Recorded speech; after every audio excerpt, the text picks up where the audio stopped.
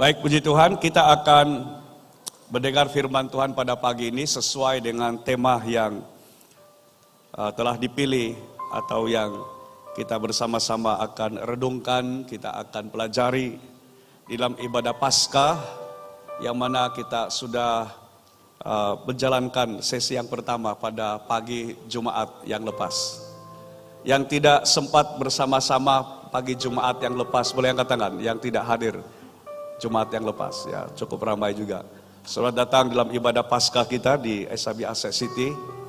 Dan sekali lagi saya ucapkan terima kasih kepada senior pastor dan barisan kepimpinan di gereja ini yang telah memberi ruang, memberi kesempatan untuk saya dapat berkongsi firman Tuhan bersama dengan kita pada kesempatan ini. Tema Paskah pada tahun ini yang cukup bermakna di dalam diri kita sebagai orang yang percaya kepada Yesus, yaitu Dia hidup, aku pun hidup. Yesus hidup. Karena Yesus hidup, kita pun hidup. Aku pun hidup. Sesuai dengan firman Tuhan di Yohanes 14 ayat yang ke-19. Dalam ayat itu dikatakan, tinggal sesaat lagi dan dunia tidak akan melihat aku lagi. Tetapi kamu melihat aku, sebab aku hidup, maka kamu pun akan hidup dan kamu pun akan hidup. Dan puji Tuhan untuk kebenaran ini yang kita bersama-sama dapat pelajari. Pada hari Jumat yang lepas, saya fokuskan pemberitaan firman Tuhan dengan kepada Dia yang hidup itu, yaitu kepada Kristus. Walaupun itu disebut sebagai Jumat Agung, di mana disitulah Yesus berkata sudah selesai dan Dia menyerahkan nyawanya kepada Bapa. Tubuh manusianya mati, tetapi Dia hidup. Dan berita Paskah tidak boleh dipisahkan dari kematian dan kebangkitan Kristus yang membuktikan bahwa Dia hidup.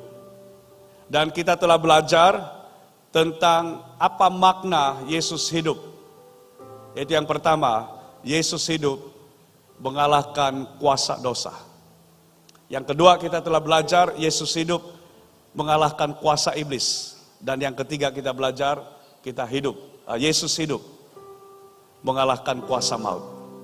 Dan pada pagi ini saya ingin menyampaikan firman Tuhan dengan satu kebenaran ini yang sangat penting, yaitu kita fokuskan kepada diri kita sekarang ini tentang makna aku pun hidup dalam kehidupan Kristus itu. Kalau pada Jumat yang lepas kita fokus kepada Yesus yang hidup, Dia hidup, Kristus hidup. Dan mari kita lihat tentang aku pun hidup. Sekarang kita pun menerima kehidupan itu, kehidupan yang ada dalam Kristus, dan kita akan melihat makna dari aku pun hidup. Sehingga doa saya di akhir daripada apa yang disampaikan ini, saudara benar-benar mengerti kenapa Yesus berkata, karena aku hidup, kamu pun akan hidup, dan kamu pun akan hidup. Dalam kehidupan Kristus, Dia bukan hanya bangkit dari kematian, tetapi Dia telah memberikan kehidupan kepada kita. Dan apa yang kita telah terima yang menjadi makna dari kehidupan Kristus ini bagi kita yang percaya kepadanya. Makna aku pun hidup di dalam kehidupan Kristus itu. Yang pertama, mari kita perhatikan firman Tuhan ini dari ayat yang saya paparkan di hadapan, 2 Korintus pasal yang kelima ayat yang ke-17. Firman Tuhan di sini berkata, jadi siapa yang ada di dalam Kristus, ia adalah ciptaan baru. Yang lama sudah berlalu, sesungguhnya yang baru sudah datang. Perhatikan ayat firman Tuhan. Ada satu penegasan bagi kita yang ada di dalam Kristus, yang telah percaya bahwa Yesus bukan hanya lahir, firman yang telah menjadi manusia itu, Dia juga menyelesaikan tuntutan Allah di dalam kasih dan keadilannya melalui pengorbanan Kristus di atas kayu salib, sehingga Dia sendiri menyerahkan nyawanya kepada Bapa untuk menjadi tukar ganti yang sepatutnya itu adalah nyawa kita. Karena upah dosa ialah maut. Dan kuasa maut, bahkan maut yang merupakan musuh terakhir, Yesus sudah kalahkan melalui kematian dan kebangkitannya. Dalam kebangkitan Kristus itu, Dia telah memberitahukan kepada kita sampai pada hari ini bahwa sungguh Dia adalah Tuhan, Dia adalah penyelamat. Dan ketika kita telah percaya Yesus, dikatakan di sini, siapa yang ada di dalam Kristus. Pastikan saudara dan saya yang ada di tempat ini, bahkan saudara yang mengikuti ibadah pada pagi ini secara online, dimanapun engkau berada. Pastikan engkau dapat berkata iya kepada firman ini. Yang berkata, siapa yang ada di dalam Kristus. Kalau ini hanya berhenti sampai di ayat ini dan ada tanda tanya, ada tanda soal di situ. Pertanyaan, dia ada seperti ini. Siapa yang ada di dalam Yesus? Apa jawab saudara? Kalau saya akan katakan dengan penuh keyakinan dan keberanian, tanpa malu di hadapan siapapun, saya akan menjawab seperti ini. Saya. Sekali lagi, pertanyaan ini. Siapa yang ada di dalam Kristus? Angkat tangan dan katakan saya. Sekali lagi. Siapa yang ada di dalam Kristus? Saya. Pertanyaan kedua. Siapa di antara saudara? Jujur saja. Engkau tahu, engkau sadar. Sebenarnya engkau masih di luar Kristus. Saudara tidak perlu angkat tangan. Tapi kalau jawabanmu secara jujur, engkau tidak pasti, adakah engkau sudah ada dalam Yesus? Atau mungkin sebenarnya engkau masih di luar Kristus. Dan nanti saudara akan jelas tentang hal ini. Firman Tuhan di sini, siapa yang ada dalam Kristus, dan kita semua menyatakan, ya saya. Maka siapa kita sekarang kalau kita sudah ada dalam Kristus? Firman Tuhan berkata, iya, dia termasuk saudara dan saya, adalah ciptaan baru. Kita adalah apa? Ciptaan baru. Yang lama sudah berlalu, sesungguhnya yang baru, perhatikan ayat ini. Yang baru, kata pengantar dia kepada datang itu apa? On the way, datang. Amin. Yang baru, perlahan-lahan akan berlaku, akan datang. Sesungguh yang baru belum datang-datang, masih tunggu. Dia jam di tengah jalan. Adakah ungkapannya seperti itu? Perhatikan baik-baik firman Tuhan ini. Dan saya mau mendorong jemaat Tuhan, pada waktu kamu membaca firman Tuhan, tolong baca perkataan demi perkataan dan hadam sepenuhnya kebenaran itu. Karena kalau saudara mengalami kebenaran itu, melihat kebenaran itu, saudara akan sangat enjoy di dalam kebenaran yang Tuhan telah berikan, yang Tuhan telah sampaikan. Perhatikan di sini, yang dikatakan sesungguhnya yang baru, apa dikatakan di situ? Sudah datang. Ia adalah sama dengan apa yang Yesus telah katakan di atas kayu salib ketika dia berkata, sudah selesai. Dan ketika kita berada di dalam Yesus, semuanya sudah selesai. Kita sudah menjadi ciptaan yang baru. Yang lama dikatakan di sini juga sudah berlalu, bukan pelan-pelan akan berlalu. Sesungguhnya yang baru dikatakan di sini dan diberikan penekanan sudah datang. Jadi makna Yesus hidup. Dan karena itu kita yang ada dalam Yesus, kita pun hidup. Ini yang pertama. Yang pertama adalah kita memiliki identiti yang baru di dalam Kristus. Sekarang kita memiliki identiti yang baru di dalam Kristus. Saya baca ada dua ayat firman Tuhan ini. Galatia 2 ayat 19 dan ayat 20. Saudara hanya boleh catat ayat ini.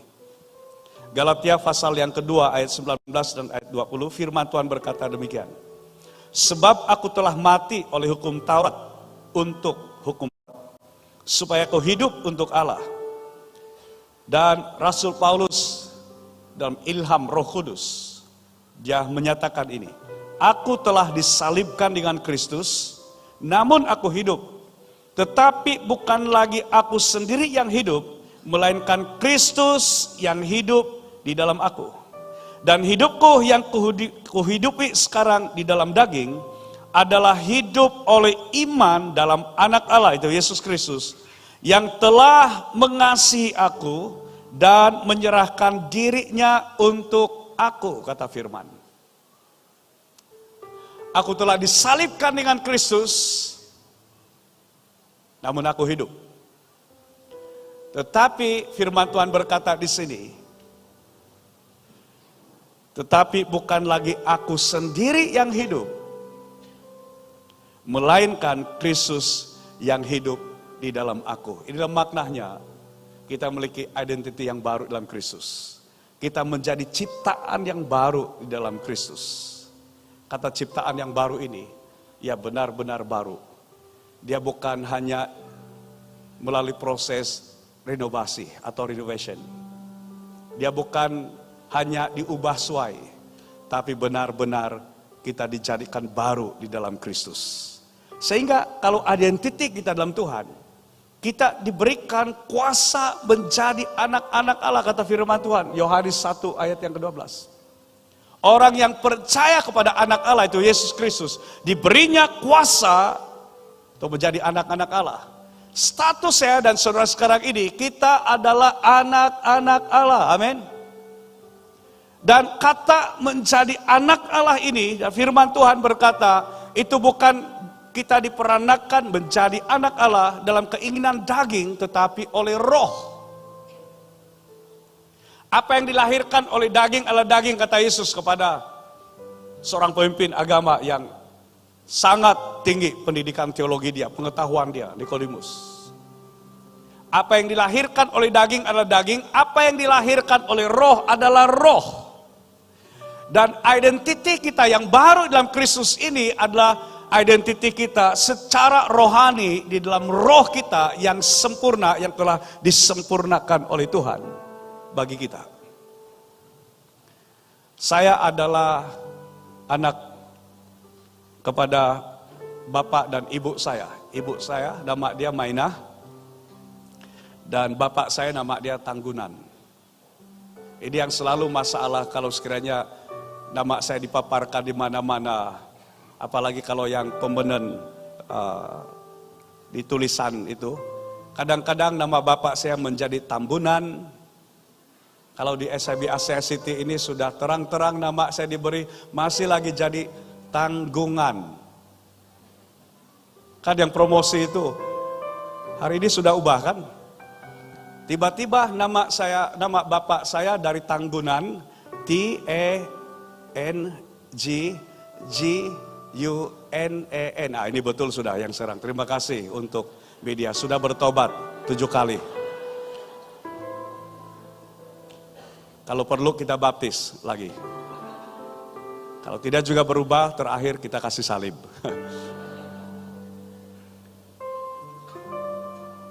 Nah, bapak saya sekarang dia ada masalah pendengaran. Dan tidak ada, kalau gunakan istilah tiada guna, tidak ada gunanya kalau saya berhubung dengan bapak saya melalui telepon. Bahkan bulan Desember yang lepas, saya bercakap dengan dia, berdepan dengan dia pun, saya tanya lain, yang dia ulas lain. Tapi dia baik, dia katakan, saya tidak dengar apa-apa sudah apa yang kamu cakap. Tapi dia responi saya, dia bercerita tentang kasih Tuhan, tentang kebaikan Tuhan. Jadi secara komunikasi kami sudah jarang berkomunikasi, bahkan tidak dapat berkomunikasi dengan baik. Pertanyaan saya adalah begini, karena komunikasi saya dengan bapak saya yang nama dia Tanggunan, dan kadang-kadang berubah menjadi Tambunan, Tanggungan, syukur bukan tunggangan. Pertanyaan saya, adakah saya masih anak Tanggunan? Adakah Tanggunan masih bapak saya? Atau saya katakan kepada bapak saya, Onggun, Ini panggilan kurang ajar. Panggilan singkat kepada bapak saya, Enggun. Mulai hari ini saya pecat kau jadi bapak saya. Pertanyaan saya, adakah saya masih anak tanggunan atau saya bukan anak tanggunan lagi? Saya masih anak tanggunan. Karena kenapa? Itu adalah status saya di dalam hubungan kami berdua. Itu tidak dapat diubah oleh bagaimana persekutuan kami, bagaimana komunikasi kami, bagaimana perasaan saya kepada bapak saya. Itu tidak dapat mengubah status bahwa saya adalah anak tanggunan dan tanggunan tetap bapak saya. Pada waktu Yesus berkata, orang yang menerima dia, menerima Yesus menjadi Tuhan dan Penyelamat secara pribadi, diberi kuasa, diberi authority, diberikan identity ini, diberikan status ini, menjadi anak-anak Allah.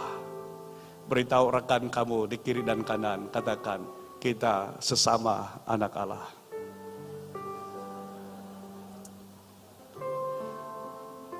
Mungkin saudara merasa, ya pastor, saya adalah seperti anak yang kurang ajar itu, anak bungsu.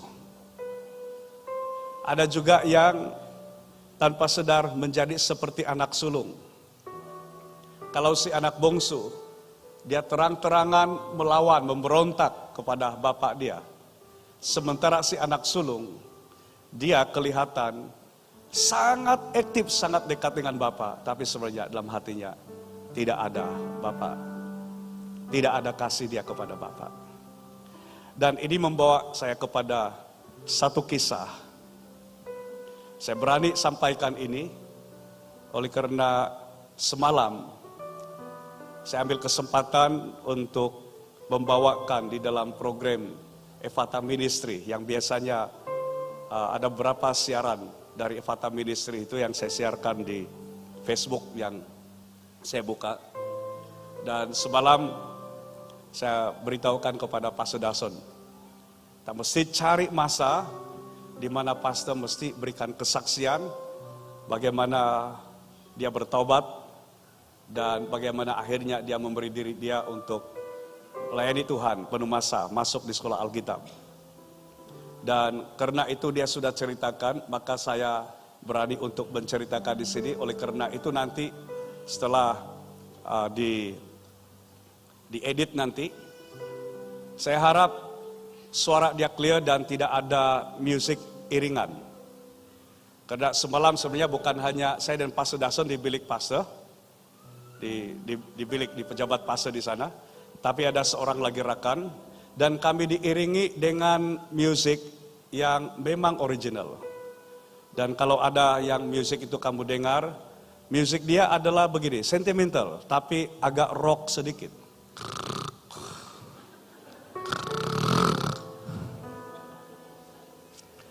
Saya harap tidak terlalu sensitif mikrofon yang kami gunakan oleh karena sementara saya interview dia, yang kawan yang satu ini, dia iringi kami dengan musik rock and roll.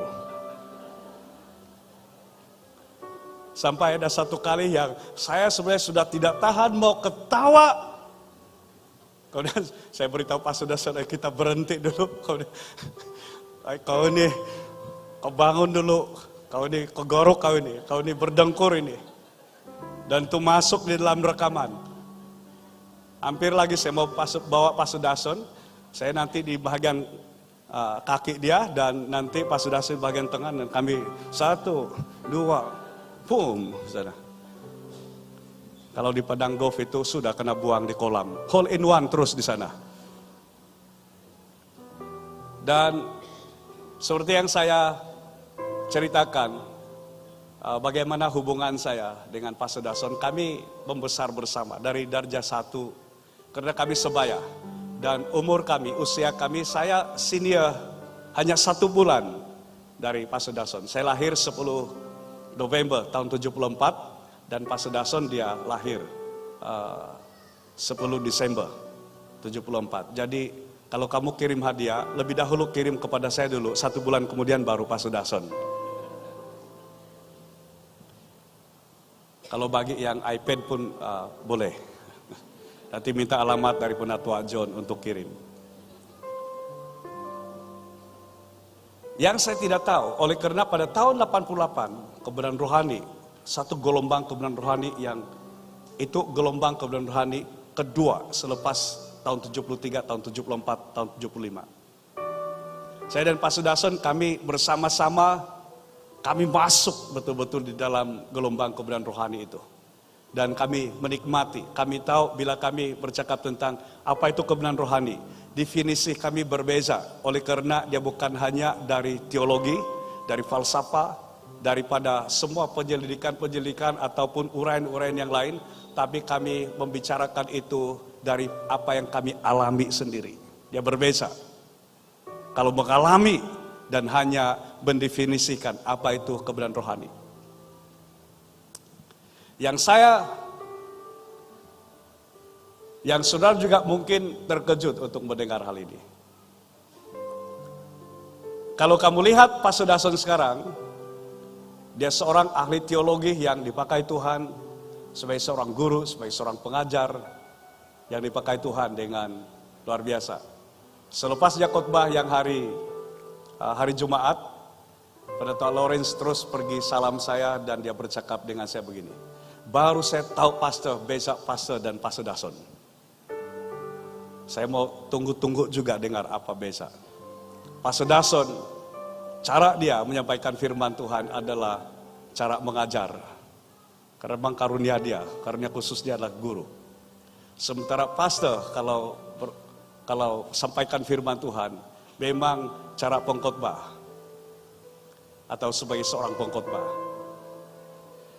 Dan kami punya hubungan yang cukup rapat dari kecil.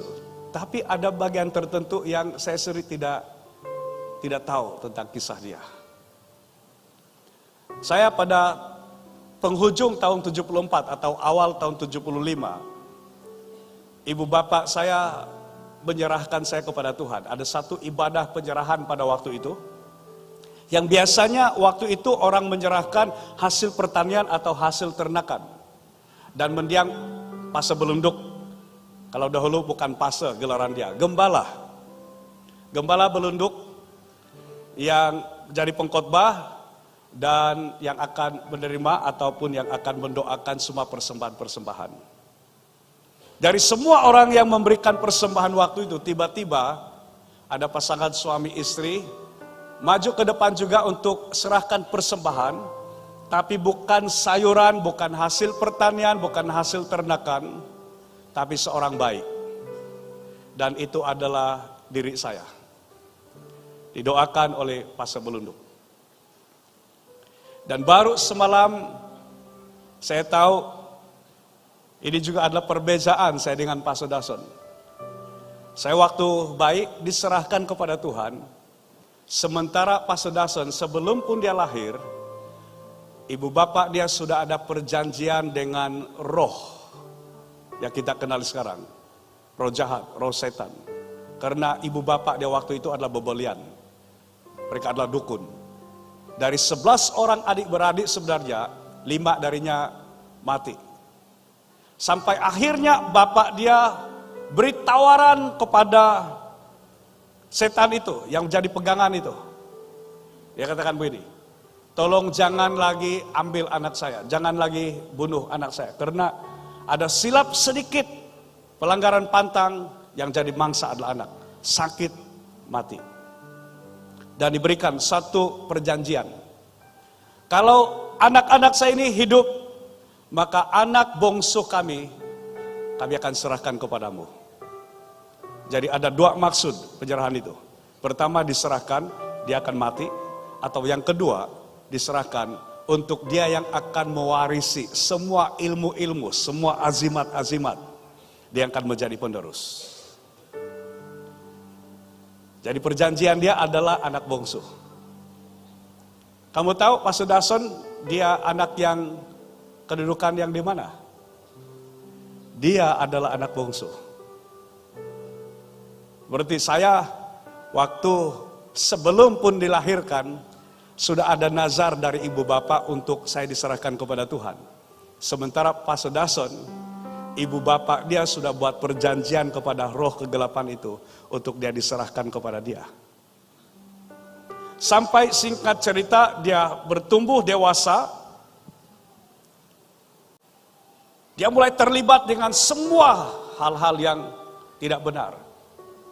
Perokok tegar, minum minuman keras, sampai mengambil dadah.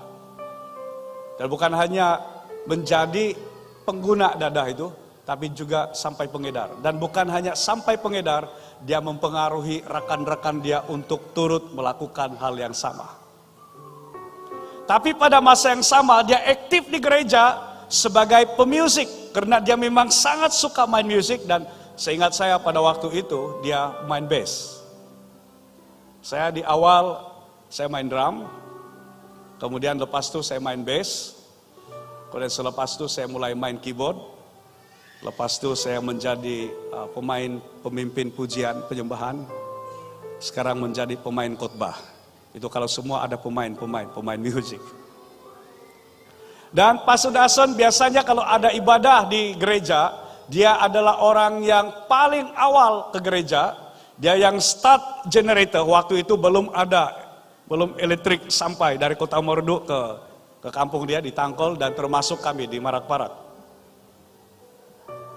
Dia yang start hidupkan generator, kemudian hidupkan semua musik, dan turut dalam pujian penyembahan. Lepas saja pujian penyembahan, dia balik ke rumah. Dia tidak dengar khotbah, dan dia pikir kalau sekiranya ada lagu yang dinyanyikan lepas khotbah pun, itu biasanya satu, paling banyak pun dua. Jadi biarlah mereka yang teruskan kalau itu. Yang banyak-banyak lagu itu sejak di awal itu yang dia bermain di situ. Karena ternyata ini yang di dalam diri dia.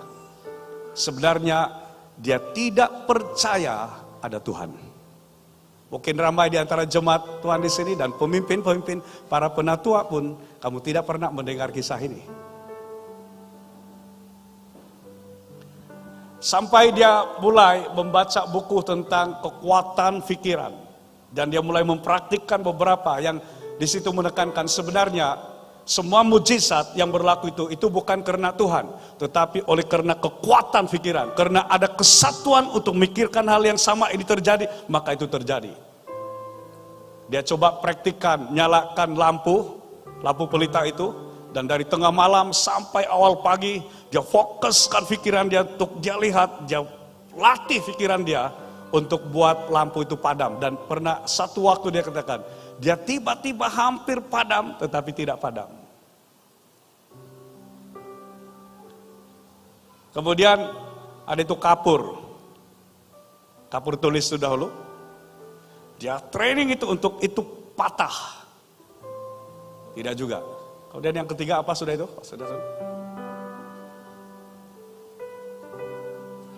Oh, cermin muka, di cermin muka. Untuk dia ubah muka dia. Dan tiba-tiba separuh itu. Separuh dari mukanya hilang dari cermin itu. Dan hanya separuh.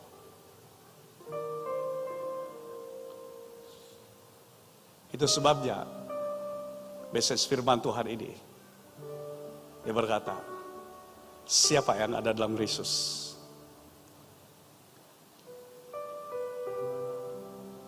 Ia adalah ciptaan baru. Yang lama sudah berlalu. Sesungguhnya yang baru sudah datang. Kalau melihat kepada diri sini fase kamu ini yang lama, mungkin bagi kamu ramai yang di sini yang belum sampai kepada tahap seperti tahap dia, yang dia tidak percaya Tuhan. Ada seorang rekan saya, hamba Tuhan, nama dia Pastor Billy Quick. Minggu depan nanti, 27 hari bulan ini, dia akan berkhotbah di gereja kami SAB Serdang. Dan sekarang dia melayani berkhotbah dalam ibadah Paskah juga di SAB Lobong-Lobong. Itu dalam kawasan Kinabalu kalau saya tidak salah. Dan dia kalau melihat diri dia dahulu Semua aktiviti dia, gangster, pengedar dadah, dan semua dunia kegelapan itu, dia adalah orang Sarawak, berbangsa Kelabit. Tapi aktiviti dia dari semua itu adalah di Kota Kinabalu di sini. Kehidupan gelap itu. Dan saya rasa yang jiran kita di sebelah di sana pun dia tahu semua itu. Karena dia di situ, mereka yang kontrol itu semua. Tapi dia juga mengalami hal ini. Bila ada dalam Yesus, dia menjadi ciptaan yang baru. Yang lama sudah berlalu, sesungguhnya yang baru sudah datang. Saya beritahu kepada Pendatua John, harap akan datang kamu jemput dia, Pastor Billy di sini. Beri kesaksian. Karena dia di Kota Kinabalu dahulu, dia boleh ceritakan apa yang ada di sekitar di sini. Dan bagaimana Tuhan mengubahkan hidup dia. Dia juga sampai seperti ini, dia ceritakan kepada saya.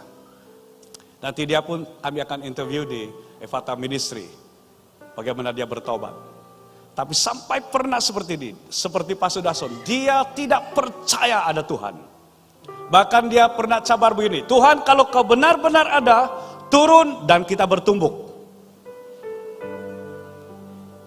Kalau Tuhan betul-betul datang dan mau bertumbuk dengan dia, menurut kamu siapa yang akan menang?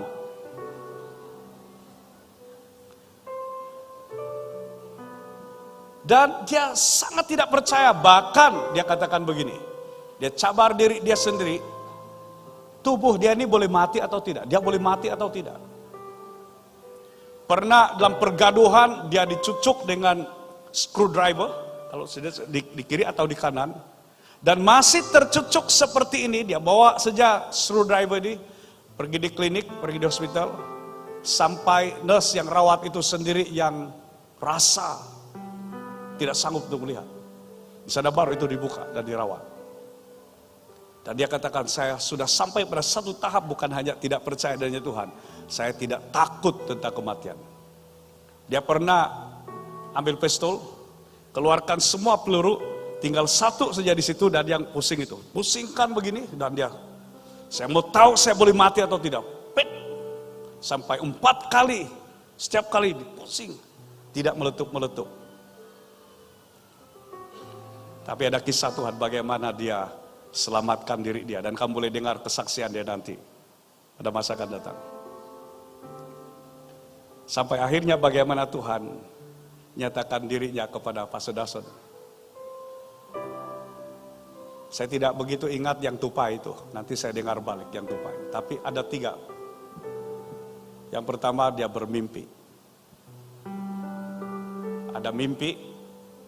Dia mimpi yang ada satu orang bentuk perempuan dengan pakaian hitam, baju hitam, skirt pun hitam.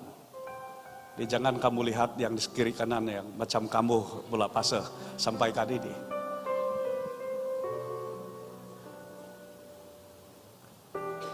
Kemudian beberapa mimpi lagi, ada 3 itu kan, 3 mimpi. Ibu dia ikut doa di gunung doa dan tidak jauh dari gereja mereka, tidak jauh dari rumah mereka sebenarnya, hanya di atas sedikit. Waktu di dalam ibadah doa itu ada seorang pendoa di situ yang menyatakan si Dason dia bermimpi dan dia ceritakan ketiga versi mimpi itu dan dikatakan iblis sedang menuntut dia karena perjanjian yang dahulu itu. Ibu dia segera balik dan dia beritahukan kepada Pastor Dason, kau ada mimpi kah? Ini semua. Dia sangat terkejut karena tidak pernah dia ceritakan kepada siapa-siapa mimpi itu. Dan ketiga mimpi itu diberitahukan. Dan itu sama halnya dengan seperti Daniel. Nebukadnezar bermimpi, dia minta mereka ceritakan, orang-orang pandai di Babel, ceritakan apa mimpi dia dan makna mimpi.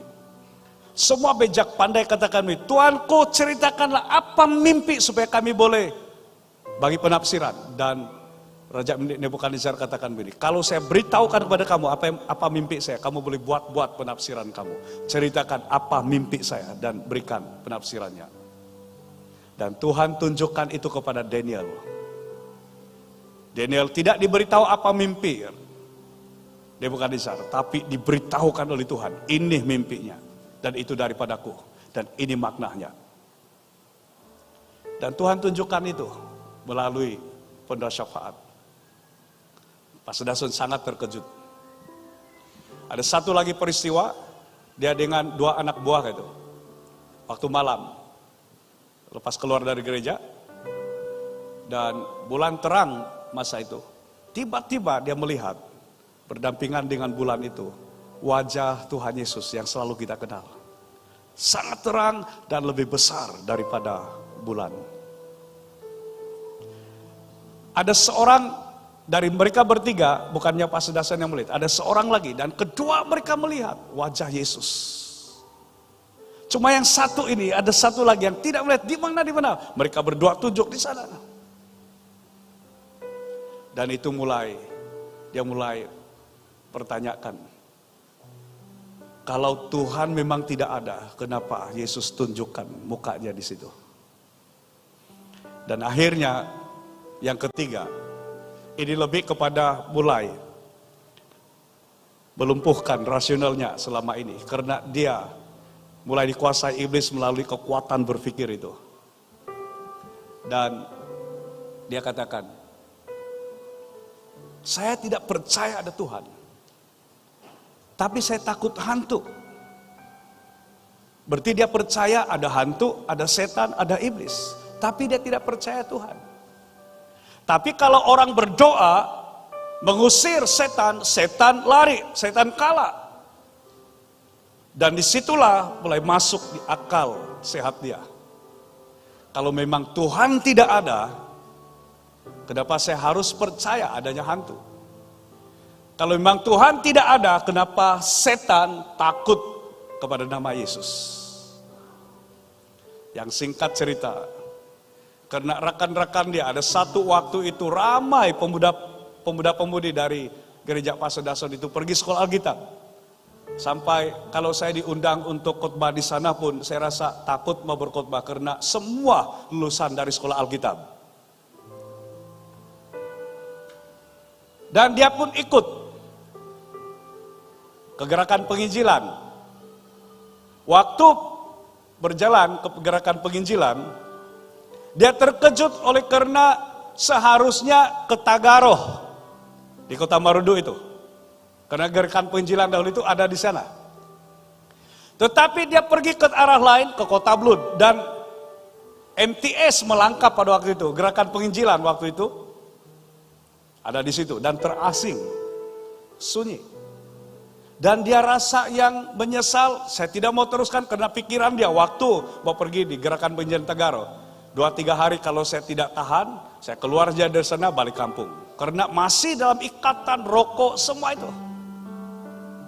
Sampai di MTS melangkap, dia tidak mau turun dari kereta. Bag dia masih di dalam kereta. Tapi Guru Edwin, sekarang Reverend Edwin Tupolo, dia keluarkan bag dia masuk di van itu, dan tarik Pak Sedason keluar. No way out lagi, dia ada di situ. Hari pertama, hari kedua, hari tiga, itu adalah masa-masa paling sengsara bagi dia karena berlawan dengan ketagihan merokok. Tapi dia mulai menyaksikan rekan-rekan dia ramai yang mulai mengalami kelepasan, kemenangan. Dan singkat cerita, sekarang dia dalam proses untuk menyelesaikan doktor teologi dia. Dari yang sebenarnya waktu dia masuk soal Alkitab itu tidak seperti yang lain, ada peneguhan, panggilan Tuhan untuk melayani. Dia tidak. Dia hanya pergi coba-coba, hanya untuk suka-suka, hanya untuk ikut-ikut. Tapi dari antara mereka yang sama-sama pergi di situ, dia salah seorang yang masih setia melayani sampai hari ini. Waktu dia pindah dari Melangkap ke STP Namaus, kami satu bilik, 1 tahun kami satu bilik di sana. Saya ketua pelajar waktu itu. Dan selepas saya tamat, Pak Sodason menggantikan saya sebagai ketua pelajar yang berikutnya. Dan saya sangat bersyukur dengan hal itu. Mari lihat. Karena Yesus hidup, aku pun hidup. Pak Sodason pun hidup. Kisah-kisah yang saya ceritakan tadi, Pastor Billy pun hidup. Dari keadaan hidup yang mereka sudah nekat, mereka tidak percaya ada Tuhan. Bila mereka ada di dalam Yesus, ini yang firman Tuhan katakan. Siapa yang ada dalam Kristus, ia adalah ciptaan baru. Yang lama sudah berlalu. Sesungguhnya yang baru sudah datang. Adakah engkau pagi ini mustahil untuk Tuhan ubahkan menjadi ciptaan baru? Diciptakan menjadi baru. Kalau engkau berkata, mustahil Pastor, saya terikat dengan banyak ikatan dosa, ikatan apapun yang sudah mungkin perkatakan. Dengar hal ini. Bagi Tuhan tidak ada yang mustahil. Kalau orang-orang seperti Pastor Dason yang kalau lihat masa lalu, itu semua yang sudah berlalu, kelihatan mustahil untuk berubah. Tuhan dapat ciptakan menjadi ciptaan baru di dalam Kristus. Engkau dapat diciptakan oleh Tuhan menjadi ciptaan yang baru, yang menyukakan hatinya, yang memuliakan nama Tuhan. Kita adalah ciptaan baru dalam Kristus, bukan diubah suai sahaja. Benar-benar yang lama itu diganti dengan yang baru. Itu sebabnya Rasul Paulus berkata begini, aku disalibkan dengan Kristus, namun aku hidup. Tapi bukan aku sendiri lagi yang hidup, tapi Kristus yang hidup dalam aku. Yang hidup dalam kita sekarang ini, yang menjadikan kita ciptaan baru, adalah karena Kristus yang hidup di dalam kita, dan itulah yang bekerja di dalam kita hari ini. Yang kedua, makna dari aku pun hidup, saudara pun hidup oleh karena kehidupan Kristus. Yang kedua di dalam firman Tuhan 1 Korintus 15 ayat yang ke-17. Dan jika Kristus tidak dibangkitkan, maka sia-sialah kepercayaan kamu dan kamu masih hidup dalam dosamu.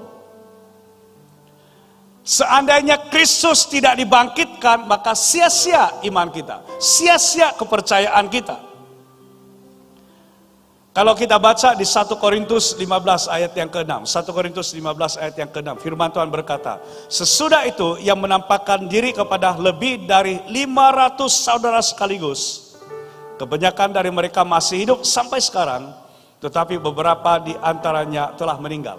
Waktu Rasul Paulus tuliskan surat ini kepada jemaat di Korintus, dia beritahukan, saksi mata yang melihat Yesus benar-benar bangkit dari kematian, itu bukan hanya dari kalangan murid-murid yang rasul-rasul itu.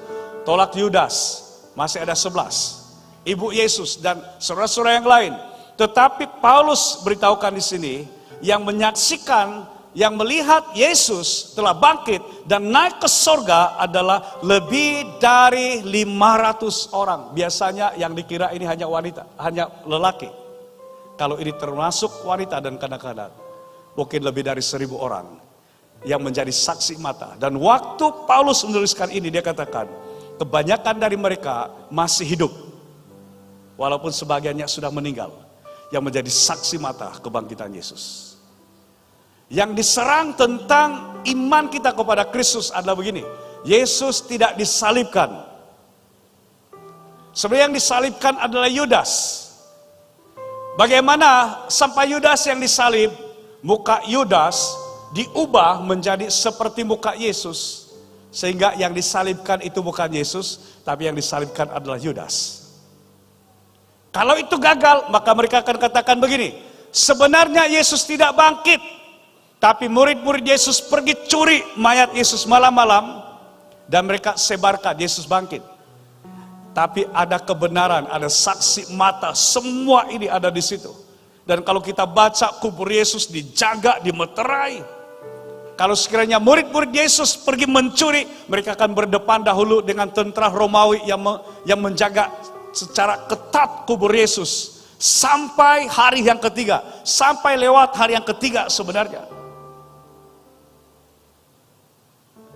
Dan inilah kebenarannya. Dan itu sebabnya yang kedua ini, kita belajar ini. Karena Yesus hidup, aku pun hidup, kita pun hidup, dan makna kita hidup oleh karena kehidupan Kristus. Yang kedua adalah ini. Iman kita dalam Kristus tidak sia-sia. Karena Yesus bangkit, maka iman kita tidak menjadi sia-sia. Tidak sia-sia engkau tinggalkan semua hal-hal yang tidak menyukai hati Tuhan. Semua hal yang bertentangan dengan Tuhan. Tidak sia-sia engkau telah mengakui Yesus adalah Tuhan dan Penyelamatmu secara pribadi. Mengikuti Yesus, melayani Yesus oleh karena iman kita dalam Kristus tidak sia-sia. Dan saya sangat percaya tentang hal itu. Iman kita tidak sia-sia dalam Kristus.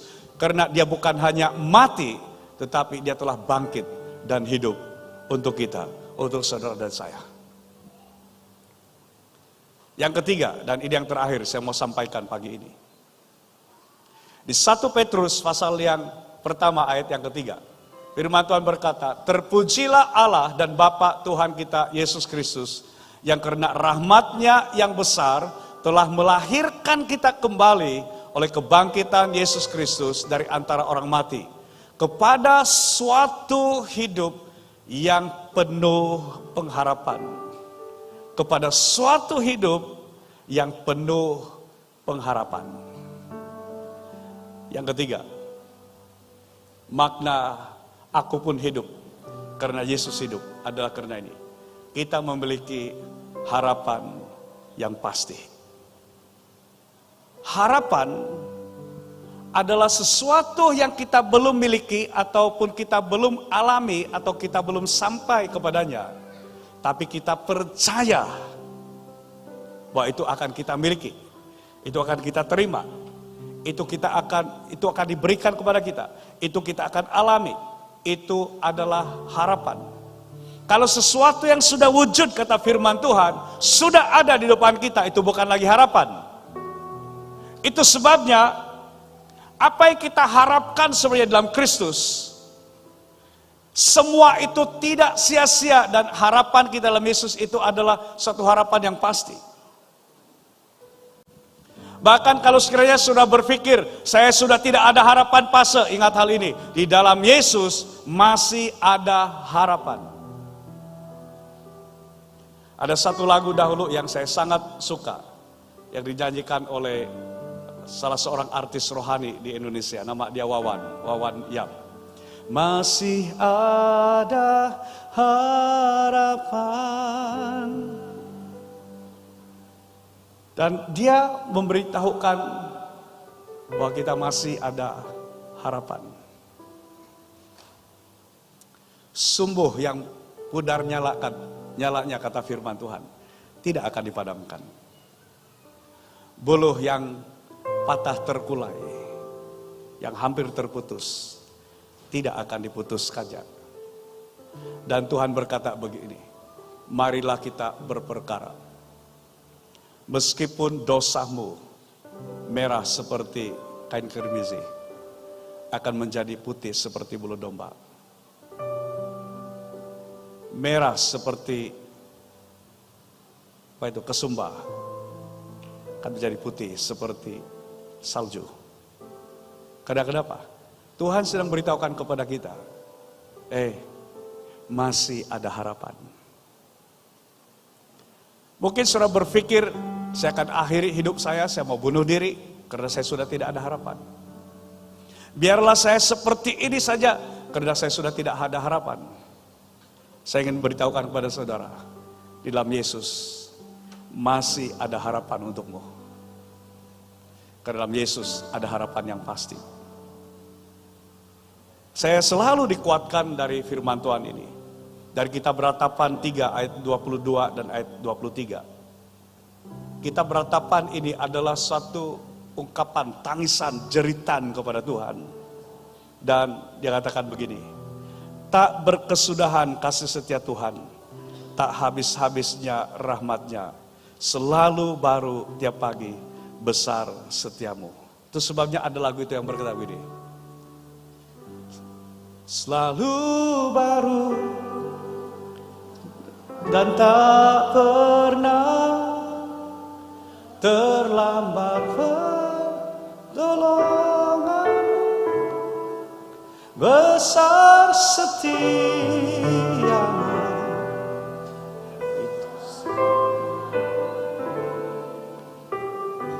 Saudara dengarkan hal itu, saudara mulai hayati. Bahwa di dalam Tuhan, kasih setia Tuhan itu tidak pernah berkesudahan. Tak habis-habisnya rahmatnya. Bahkan sesuatu yang Tuhan katakan, selalu baru setiap hari. Bangun setiap hari dengan engkau meyakini, terima kasih Tuhan. Kasih setiamu, rahmatmu, selalu baru setiap hari kepada saya. Dan setiap saat yang saya lewati adalah saat-saat, waktu-waktu yang penuh harapan di dalam Engkau ya Tuhan.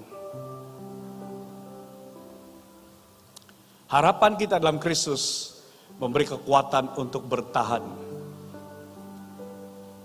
kuasa untuk hidup, dan keyakinan bahwa akhir kita akan lebih mulia dari permulaan kita. Kalau sudah begitu indah bagaimana Tuhan menuntun hidup Pastor Dason, CD pastor kamu yang juga adalah bapak rohani kamu di gereja ini. Kalau mendengar tentang kisah dia itu, kita dapat berikan kesimpulan begini. Ada titik mula yang pada akhirnya dia benar-benar serahkan hidup dia kepada Tuhan. Dan dia dapat berkata, saya. Maka dia menjadi ciptaan yang baru. Yang lama sudah berlalu, sesungguhnya yang baru sudah datang. Itu sebabnya identity bagi saudara dan saya. Identity di dalam pelayanan, saya dan Pastor Dason adalah pastor, itu identity kami. Tetapi identity kita sama dalam Yesus. Kita semua adalah anak-anaknya. Kita semua adalah ciptaan baru yang ada dalam Kristus Yesus, Tuhan kita. Dan itu dikerjakan oleh Yesus yang hidup. Maka saudara dan saya juga hidup. Dan kita beriman kepada Kristus itu. Dan setiap perkara yang kita lakukan karena iman, itu tidak sia-sia. Karena Yesus bangkit. Kalau seandainya Yesus tidak dibangkitkan, kata firman Tuhan, kalau Yesus tidak bangkit dari kematian, sia-sia kita percaya kepadanya, sia-sia kita beriman kepadanya. Dan ini message, siapapun yang sudah percayai, kalau itu bukan Kristus, semua imanmu itu menjadi sia-sia. Hanya di dalam Yesus, iman kita tidak menjadi sia-sia. Kita memiliki harapan yang pasti. Dan harapan itu adalah di dalam Yesus. Dia bukan hanya memberikan permulaan yang baik kepada kita, tapi akhir kita akan jauh lebih mulia. Dalam harapan di dalam Yesus, kalau sekarang saudara selalu dalam keadaan di mana lemah, dalam keadaan selalu tertekan, ingat hal ini. Satu waktu nanti bila kita bersama dengan Yesus, semua itu sudah tidak ada. Kita akan menikmati kasih karunia-Nya, anugerahnya, rahmatnya, kuasanya, kebaikannya itu setiap hari di dalam hidup kita. Saya akhiri dengan message ini. Karena Yesus hidup, maka kita sekarang bukan lagi dari bayang-bayang masa lalu kita. Tetapi pancaran pengharapan kekal yang tak tergoncangkan. Karena iman di dalam Kristus tidak sia-sia.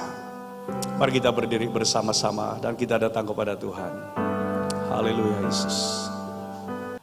Baik, puji Tuhan, kita akan mendengar firman Tuhan pada pagi ini sesuai dengan tema yang telah dipilih atau yang kita bersama-sama akan redungkan, kita akan pelajari di dalam ibadah Paskah yang mana kita sudah menjalankan sesi yang pertama pada pagi Jumat yang lepas.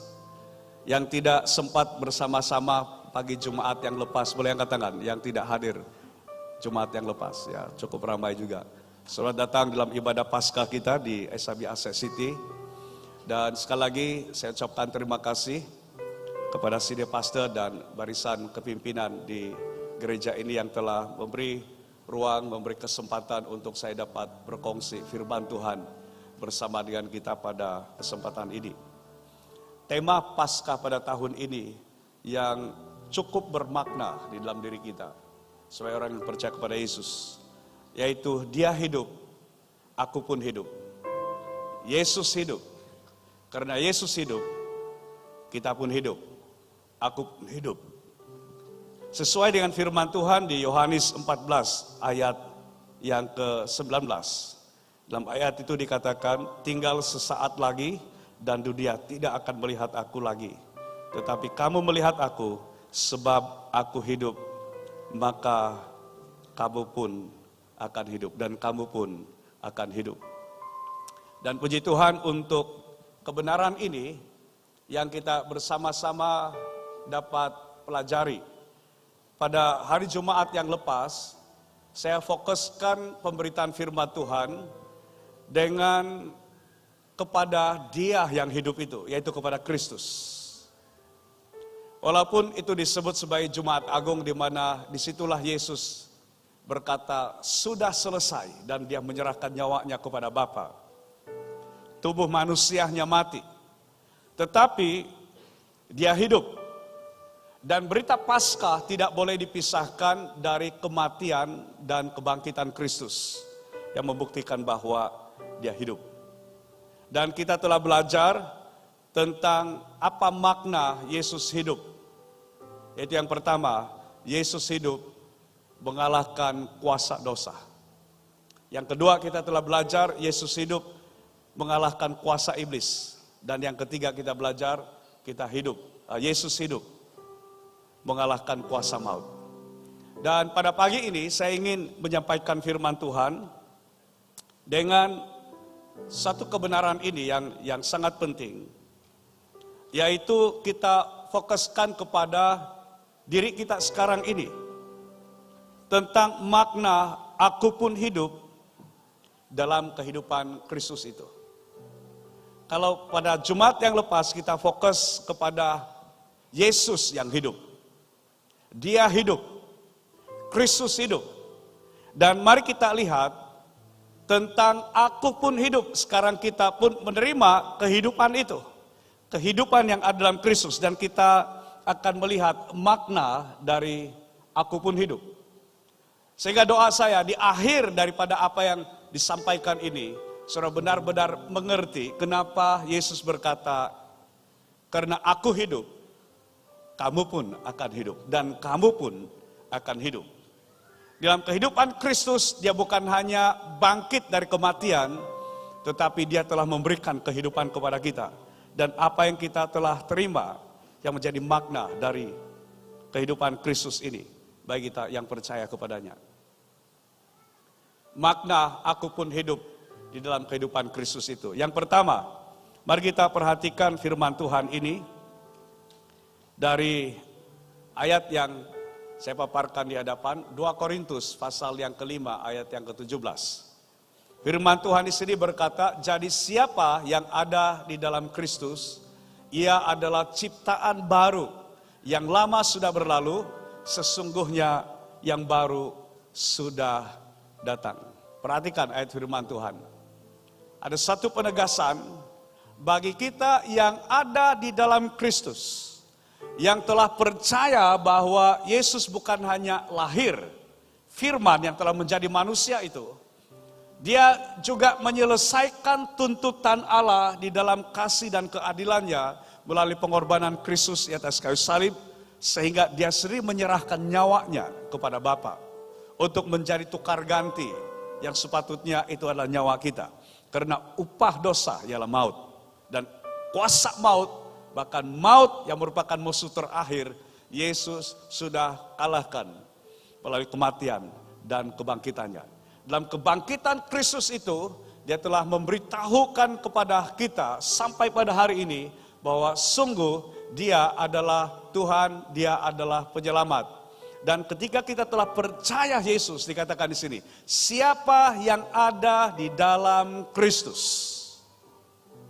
Pastikan saudara dan saya yang ada di tempat ini, bahkan saudara yang mengikuti ibadah pada pagi ini secara online, dimanapun engkau berada. Pastikan engkau dapat berkata iya kepada firman ini. Yang berkata, siapa yang ada di dalam Kristus. Kalau ini hanya berhenti sampai di ayat ini dan ada tanda tanya, ada tanda soal di situ. Pertanyaan, dia ada seperti ini. Siapa yang ada di dalam Yesus? Apa jawab saudara? Kalau saya akan katakan dengan penuh keyakinan dan keberanian, tanpa malu di hadapan siapapun, saya akan menjawab seperti ini. Saya. Sekali lagi, pertanyaan ini. Siapa yang ada di dalam Kristus? Angkat tangan dan katakan saya. Sekali lagi. Siapa yang ada di dalam Kristus? Saya. Pertanyaan kedua. Siapa di antara saudara? Jujur saja. Engkau tahu, engkau sadar. Sebenarnya engkau masih di luar Kristus. Saudara tidak perlu angkat tangan. Tapi kalau jawabanmu secara jujur, engkau tidak pasti, adakah engkau sudah ada dalam Yesus? Atau mungkin sebenarnya engkau masih di luar Kristus. Dan nanti saudara akan jelas tentang hal ini. Firman Tuhan di sini, siapa yang ada dalam Kristus, dan kita semua menyatakan, ya saya. Maka siapa kita sekarang kalau kita sudah ada dalam Kristus? Firman Tuhan berkata, iya, dia termasuk saudara dan saya, adalah ciptaan baru. Kita adalah apa? Ciptaan baru. Yang lama sudah berlalu, sesungguhnya yang baru, perhatikan ayat ini. Yang baru, kata pengantar dia kepada datang itu apa? On the way, datang. Amin. Yang baru perlahan-lahan akan berlaku, akan datang. Sesungguh yang baru belum datang-datang, masih tunggu. Dia jam di tengah jalan. Adakah ungkapannya seperti itu? Perhatikan baik-baik firman Tuhan ini. Dan saya mau mendorong jemaat Tuhan, pada waktu kamu membaca firman Tuhan, tolong baca perkataan demi perkataan dan hadam sepenuhnya kebenaran itu. Karena kalau saudara mengalami kebenaran itu, melihat kebenaran itu, saudara akan sangat enjoy di dalam kebenaran yang Tuhan telah berikan, yang Tuhan telah sampaikan. Perhatikan di sini, yang dikatakan sesungguhnya yang baru, apa dikatakan di situ? Sudah datang. Ia adalah sama dengan apa yang Yesus telah katakan di atas kayu salib ketika dia berkata, sudah selesai. Dan ketika kita berada di dalam Yesus, semuanya sudah selesai. Kita sudah menjadi ciptaan yang baru. Yang lama dikatakan di sini juga sudah berlalu, bukan pelan-pelan akan berlalu. Sesungguhnya yang baru dikatakan di sini dan diberikan penekanan sudah datang. Jadi makna Yesus hidup. Dan karena itu kita yang ada dalam Yesus, kita pun hidup. Ini yang pertama. Yang pertama adalah kita memiliki identiti yang baru di dalam Kristus. Sekarang kita memiliki identiti yang baru di dalam Kristus. Saya baca ada 2 ayat firman Tuhan ini. Galatia 2 ayat 19 dan ayat 20. Saudara hanya boleh catat ayat ini. Galatia pasal yang kedua ayat 19 dan ayat 20, firman Tuhan berkata demikian. Sebab aku telah mati oleh hukum Taurat untuk hukum, supaya kau hidup untuk Allah. Dan Rasul Paulus dalam ilham Roh Kudus, dia menyatakan ini. Aku telah disalibkan dengan Kristus, namun aku hidup. Tetapi bukan lagi aku sendiri yang hidup, melainkan Kristus yang hidup di dalam aku. Dan hidupku yang kuhidupi sekarang di dalam daging adalah hidup oleh iman dalam anak Allah, itu Yesus Kristus, yang telah mengasihi aku dan menyerahkan dirinya untuk aku, kata firman. Aku telah disalibkan dengan Kristus, namun aku hidup. Tetapi firman Tuhan berkata di sini, tetapi bukan lagi aku sendiri yang hidup, melainkan Kristus yang hidup di dalam aku. Inilah maknanya kita memiliki identity yang baru dalam Kristus. Kita menjadi ciptaan yang baru di dalam Kristus. Kata ciptaan yang baru ini, ya benar-benar baru. Dia bukan hanya melalui proses renovasi atau renovation.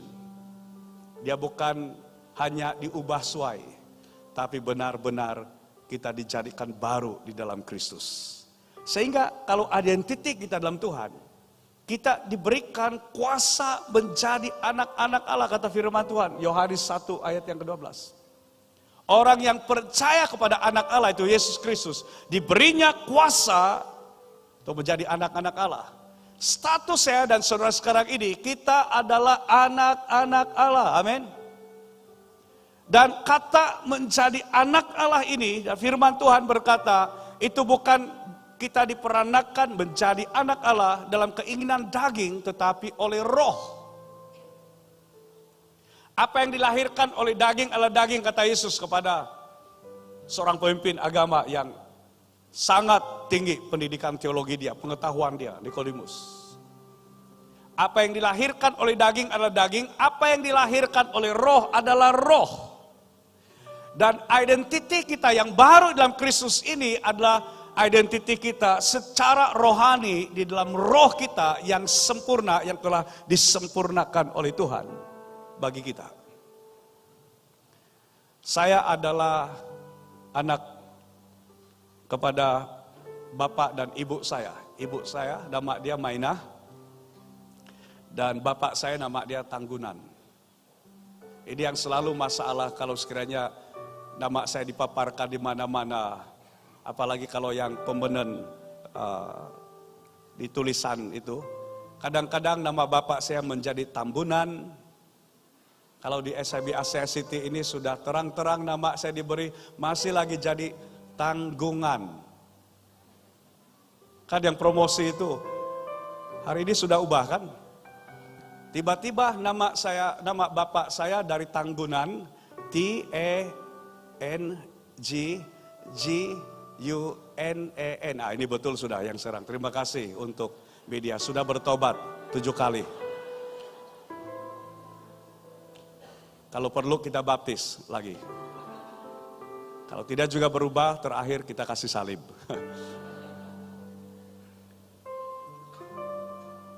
Nah, bapak saya sekarang, dia ada masalah pendengaran. Dan tidak ada, kalau gunakan istilah tiada guna, tidak ada gunanya kalau saya berhubung dengan bapak saya melalui telepon. Bahkan bulan Desember yang lepas, saya bercakap dengan dia, berdepan dengan dia pun, saya tanya lain, yang dia ulas lain. Tapi dia baik, dia katakan, saya tidak dengar apa-apa sudah, apa yang kamu cakap. Tapi dia responi saya, dia bercerita tentang kasih Tuhan, tentang kebaikan Tuhan. Jadi secara komunikasi kami sudah jarang berkomunikasi, bahkan tidak dapat berkomunikasi dengan baik. Pertanyaan saya adalah begini, karena komunikasi saya dengan bapak saya yang nama dia Tanggunan dan kadang-kadang berubah menjadi Tambunan, Tanggungan, syukur bukan tunggangan. Pertanyaan saya, adakah saya masih anak Tanggunan? Adakah Tanggunan masih bapak saya?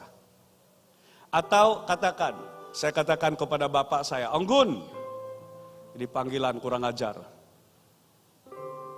Panggilan singkat kepada bapak saya, Onggun, mulai hari ini saya pecat kau jadi bapak saya.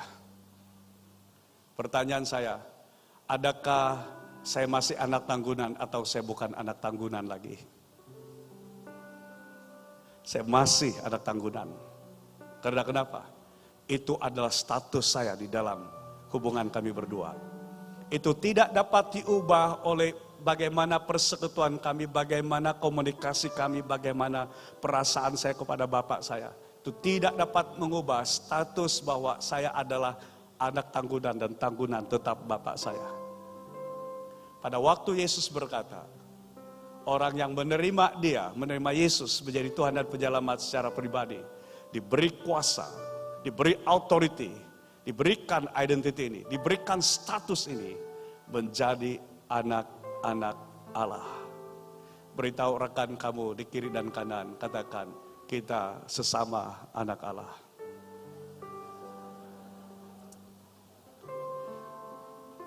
Mungkin sudah merasa, ya pastor, saya adalah seperti anak yang kurang ajar itu, anak bungsu. Ada juga yang tanpa sadar menjadi seperti anak sulung. Kalau si anak bungsu, dia terang-terangan melawan, memberontak kepada bapak dia.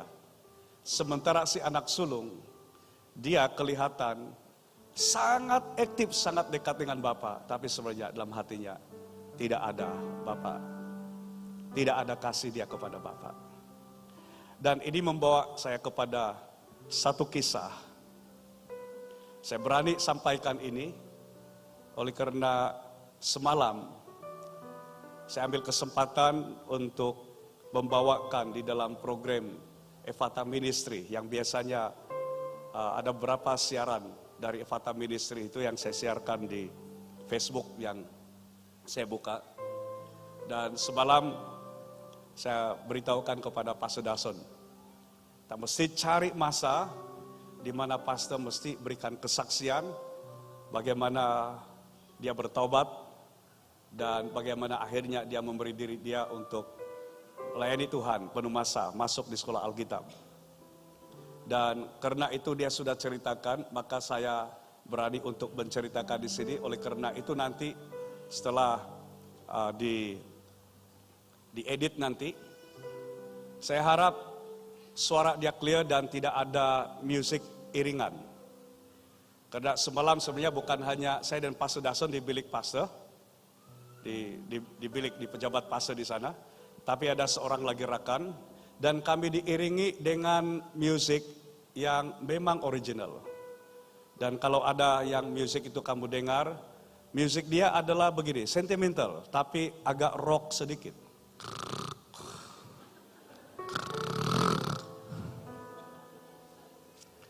Saya harap tidak terlalu sensitif mikrofon yang kami gunakan oleh karena sementara saya interview dia, yang kawan yang satu ini, dia iringi kami dengan musik rock and roll.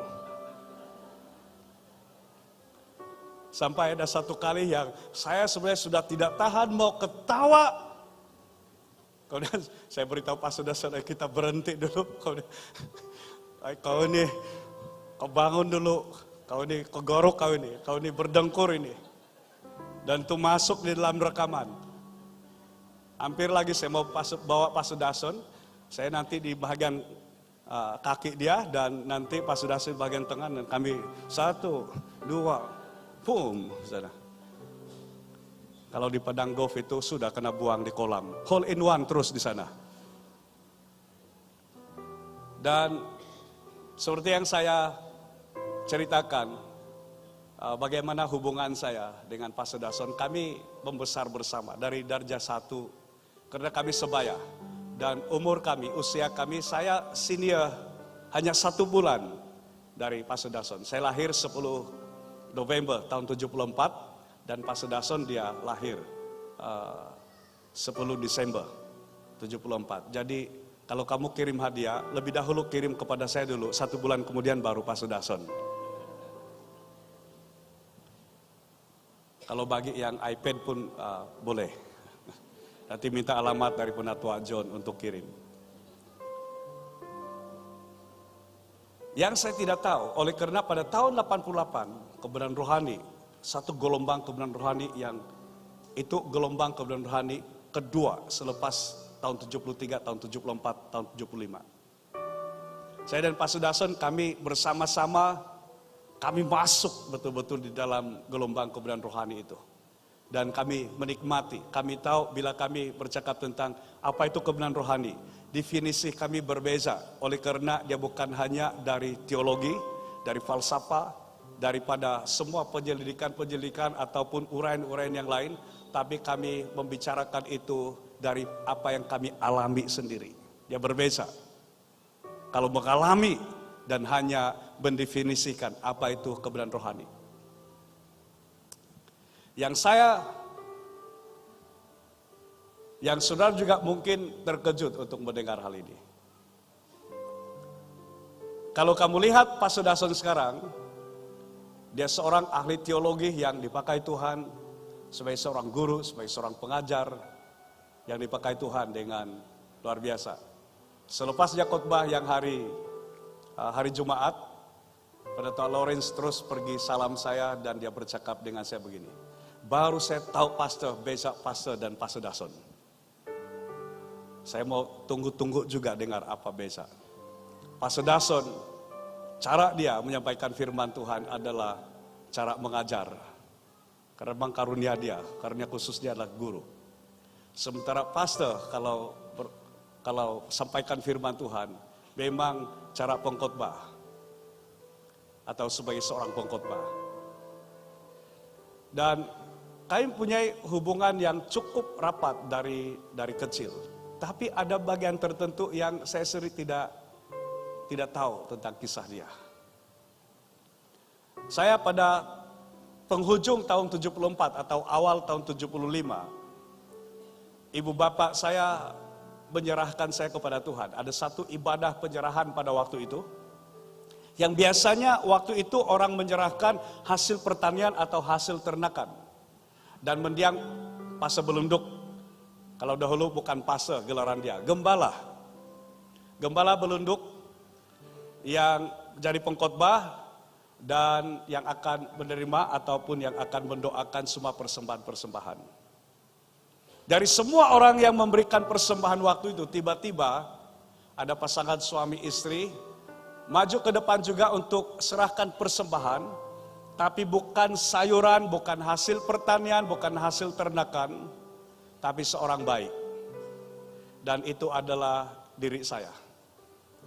Didoakan oleh Pastor Belunduk. Dan baru semalam saya tahu ini juga adalah perbezaan saya dengan Pastor Dason. Saya waktu baik diserahkan kepada Tuhan, sementara Pastor Dason sebelum pun dia lahir, ibu bapak dia sudah ada perjanjian dengan roh yang kita kenal sekarang. Roh jahat, roh setan. Karena ibu bapak dia waktu itu adalah bebelian. Mereka adalah dukun. Dari 11 orang adik-beradik sebenarnya, 5 darinya mati. Sampai akhirnya bapak dia beri tawaran kepada setan itu, yang jadi pegangan itu. Dia katakan begini, tolong jangan lagi ambil anak saya, jangan lagi bunuh anak saya. Karena ada silap sedikit, pelanggaran pantang yang jadi mangsa adalah anak. Sakit, mati. Dan diberikan satu perjanjian. Kalau anak-anak saya ini hidup, maka anak bungsu kami akan serahkan kepadamu. Jadi ada 2 maksud penyerahan itu. Pertama diserahkan, dia akan mati. Atau yang kedua, diserahkan untuk dia yang akan mewarisi semua ilmu-ilmu, semua azimat-azimat. Dia akan menjadi penerus. Jadi perjanjian dia adalah anak bungsu. Kamu tahu Pastor Dason dia anak yang kedudukan yang di mana? Dia adalah anak bungsu. Berarti saya waktu sebelum pun dilahirkan sudah ada nazar dari ibu bapak untuk saya diserahkan kepada Tuhan. Sementara Pastor Dason, ibu bapak dia sudah buat perjanjian kepada roh kegelapan itu untuk dia diserahkan kepada dia. Sampai singkat cerita dia bertumbuh dewasa. Dia mulai terlibat dengan semua hal-hal yang tidak benar. Perokok tegar, minum minuman keras, sampai mengambil dadah. Dan bukan hanya menjadi pengguna dadah itu, tapi juga sampai pengedar. Dan bukan hanya sampai pengedar, dia mempengaruhi rekan-rekan dia untuk turut melakukan hal yang sama. Tapi pada masa yang sama dia aktif di gereja sebagai pemusik, karena dia memang sangat suka main musik. Dan seingat saya pada waktu itu dia main bass. Saya di awal saya main drum, kemudian lepas itu saya main bass, kemudian selepas itu saya mulai main keyboard, lepas itu saya menjadi pemimpin pujian penyembahan, sekarang menjadi pemain khotbah. Itu kalau semua ada pemain musik. Dan Pastor Dason biasanya kalau ada ibadah di gereja, dia adalah orang yang paling awal ke gereja. Dia yang start generator, waktu itu belum elektrik sampai dari Kota Merdu ke kampung dia di Tangkol dan termasuk kami di Marak-Parak. Dia yang start hidupkan generator. Kemudian hidupkan semua musik. Dan turut dalam pujian penyembahan. Lepas saja pujian penyembahan, dia balik ke rumah. Dia tidak dengar khotbah, dan dia pikir kalau sekiranya ada lagu yang dinyanyikan lepas khotbah pun, itu biasanya satu, paling banyak pun dua. Jadi biarlah mereka yang teruskan kalau itu. Yang banyak-banyak lagu itu yang di awal itu yang dia bermain di situ. Karena ternyata ini yang di dalam diri dia. Sebenarnya dia tidak percaya ada Tuhan. Mungkin ramai di antara jemaat Tuhan di sini dan pemimpin-pemimpin, para penatua pun kamu tidak pernah mendengar kisah ini. Sampai dia mulai membaca buku tentang kekuatan pikiran dan dia mulai mempraktikkan beberapa yang di situ menekankan sebenarnya semua mujizat yang berlaku itu bukan karena Tuhan, tetapi oleh karena kekuatan pikiran, karena ada kesatuan untuk memikirkan hal yang sama ini terjadi, maka itu terjadi. Dia coba praktikkan, nyalakan lampu pelita itu, dan dari tengah malam sampai awal pagi, dia fokuskan pikiran dia untuk dia lihat, dia latih pikiran dia untuk buat lampu itu padam. Dan pernah satu waktu dia katakan, dia tiba-tiba hampir padam, tetapi tidak padam. Kemudian ada itu kapur tulis itu dahulu. Dia training itu untuk itu patah. Tidak juga. Kemudian yang ketiga apa sudah itu?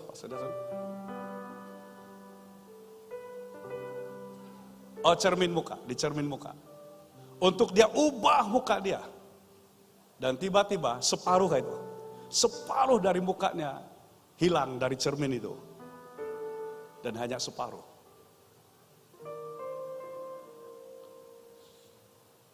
Itu sebabnya message firman Tuhan ini. Dia berkata, siapa yang ada dalam Kristus?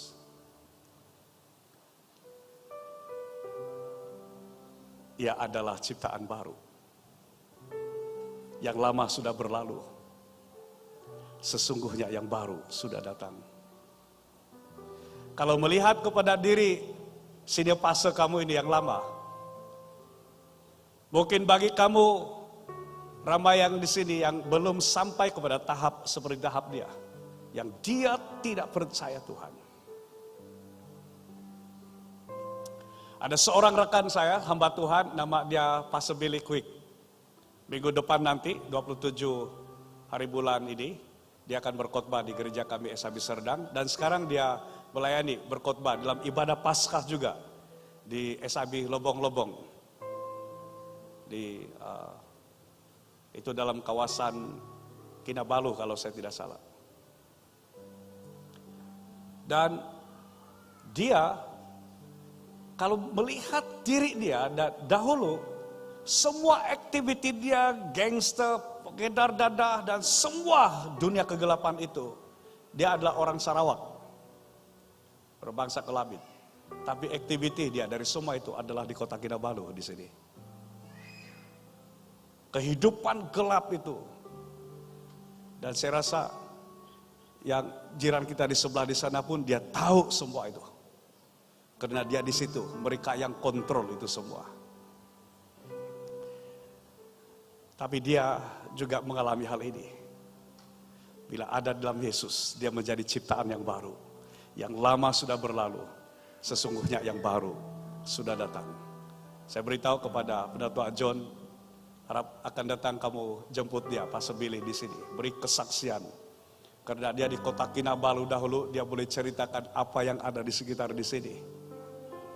Dan bagaimana Tuhan mengubahkan hidup dia. Dia juga sampai seperti ini, dia ceritakan kepada saya. Nanti dia pun kami akan interview di Evata Ministry. Bagaimana dia bertobat. Tapi sampai pernah seperti ini, seperti Pastor Dason, dia tidak percaya ada Tuhan. Bahkan dia pernah cabar begini, Tuhan kalau kau benar-benar ada, turun dan kita bertumbuk. Kalau Tuhan betul-betul datang dan mau bertumbuk dengan dia, menurut kamu siapa yang akan menang?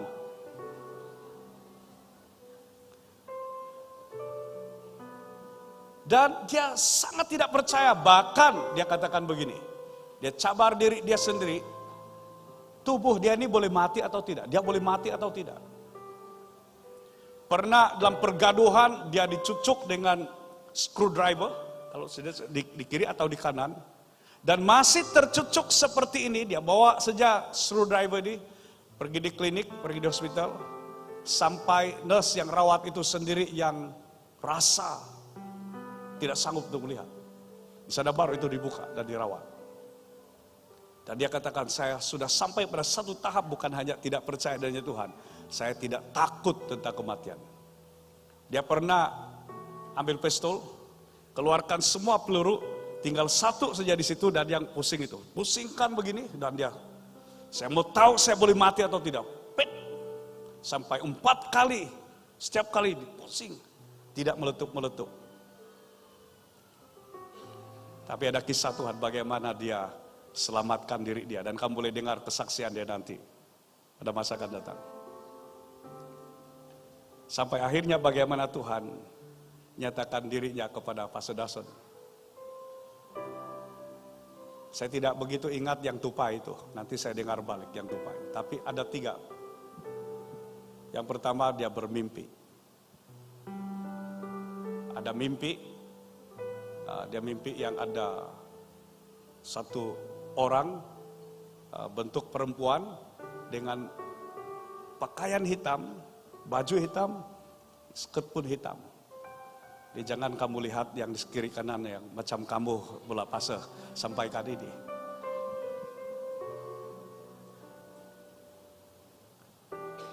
Kemudian beberapa mimpi lagi, ada 3 itu kan, 3 mimpi. Ibu dia ikut doa di gunung doa dan tidak jauh dari gereja mereka, tidak jauh dari rumah mereka sebenarnya, hanya di atas sedikit. Waktu di dalam ibadah doa itu ada seorang pendoa di situ yang menyatakan, si Dason dia bermimpi dan dia ceritakan ketiga versi mimpi itu dan dikatakan iblis sedang menuntut dia. Karena perjanjian yang dahulu itu. Ibu dia segera balik dan dia beritahukan kepada Pastor Dason. Kau ada mimpi kah? Ini semua. Dia sangat terkejut karena tidak pernah dia ceritakan kepada siapa-siapa mimpi itu. Dan ketiga mimpi itu diberitahukan. Dan itu sama halnya dengan seperti Daniel. Nebukadnezar bermimpi, dia minta mereka ceritakan, orang-orang pandai di Babel, ceritakan apa mimpi dia dan makna mimpi. Semua bejak pandai katakan, Tuanku ceritakanlah apa mimpi supaya kami boleh bagi penafsiran. Dan Raja Nebukadnezar katakan begini, kalau saya beritahukan kepada kamu apa mimpi saya, kamu boleh buat penafsiran kamu. Ceritakan apa mimpi saya dan berikan penafsirannya. Dan Tuhan tunjukkan itu kepada Daniel. Daniel tidak diberitahu apa mimpi Nebukadnezar, tapi diberitahukan oleh Tuhan, ini mimpinya. Dan itu daripadaku, dan ini maknanya. Dan Tuhan tunjukkan itu melalui pendoa syafaat. Pastor Dason sangat terkejut. Ada satu lagi peristiwa, dia dengan 2 anak buah itu. Waktu malam, lepas keluar dari gereja, dan bulan terang masa itu. Tiba-tiba dia melihat, berdampingan dengan bulan itu, wajah Tuhan Yesus yang selalu kita kenal. Sangat terang dan lebih besar daripada bulan. Ada seorang dari mereka bertiga, bukannya Pastor Dason yang melihat, ada seorang lagi dan kedua mereka melihat wajah Yesus. Cuma yang satu ini, ada satu lagi yang tidak melihat di mana. Mereka berdua tunjuk di sana. Dan itu dia mulai pertanyakan, kalau Tuhan memang tidak ada, kenapa Yesus tunjukkan mukanya di situ? Dan akhirnya yang ketiga, ini lebih kepada mulai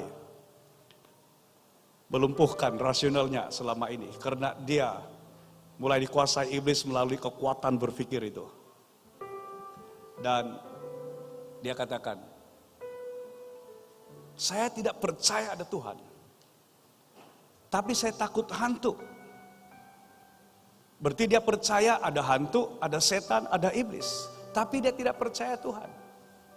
Tapi kalau orang berdoa mengusir setan, setan lari, setan kalah. Dan disitulah mulai masuk di akal sehat dia. Kalau memang Tuhan tidak ada, kenapa saya harus percaya adanya hantu? Kalau memang Tuhan tidak ada, kenapa setan takut kepada nama Yesus? Yang singkat cerita, karena rekan-rekan dia ada satu waktu itu ramai pemuda-pemudi dari gereja Pastor Dason itu pergi sekolah Alkitab. Sampai kalau saya diundang untuk khotbah di sana pun saya rasa takut mau berkhotbah karena semua lulusan dari sekolah Alkitab. Dan dia pun ikut ke gerakan penginjilan. Waktu berjalan ke gerakan penginjilan, dia terkejut oleh karena seharusnya ke Tagaroh di kota Marudu itu. Karena gerakan penginjilan dahulu itu ada di sana. Tetapi dia pergi ke arah lain, ke kota Blud. Dan MTS melangkap pada waktu itu. Gerakan penginjilan waktu itu ada di situ. Dan terasing, sunyi. Dan dia rasa yang menyesal, saya tidak mau teruskan karena pikiran dia waktu mau pergi di gerakan penginjilan Tagaroh. 2-3 hari kalau saya tidak tahan, saya keluar aja dari sana balik kampung. Karena masih dalam ikatan rokok semua itu. Sampai di MTS melangkap, dia tidak mau turun dari kereta. Bag dia masih di dalam kereta. Tapi guru Edwin, sekarang Reverend Edwin Tupolo, dia keluarkan bag dia masuk di van itu, dan tarik Pastor Dason keluar. No way out lagi, dia ada di situ. Hari pertama, hari kedua, hari tiga, itu adalah masa-masa paling sengsara bagi dia karena berlawan dengan ketagihan merokok. Tapi dia mulai menyaksikan rekan-rekan dia ramai yang mulai mengalami kelepasan, kemenangan. Dan singkat cerita, sekarang dia dalam proses untuk menyelesaikan doktor teologi dia. Dari yang sebenarnya waktu dia masuk sekolah Alkitab itu tidak seperti yang lain, ada peneguhan, panggilan Tuhan untuk melayani. Dia tidak. Dia hanya pergi coba-coba, hanya untuk suka-suka, hanya untuk ikut-ikut. Tapi dari antara mereka yang sama-sama pergi di situ, dia salah seorang yang masih setia melayani sampai hari ini. Waktu dia pindah dari Melangkap ke ST Pinamaus, kami satu bilik, 1 tahun kami satu bilik di sana.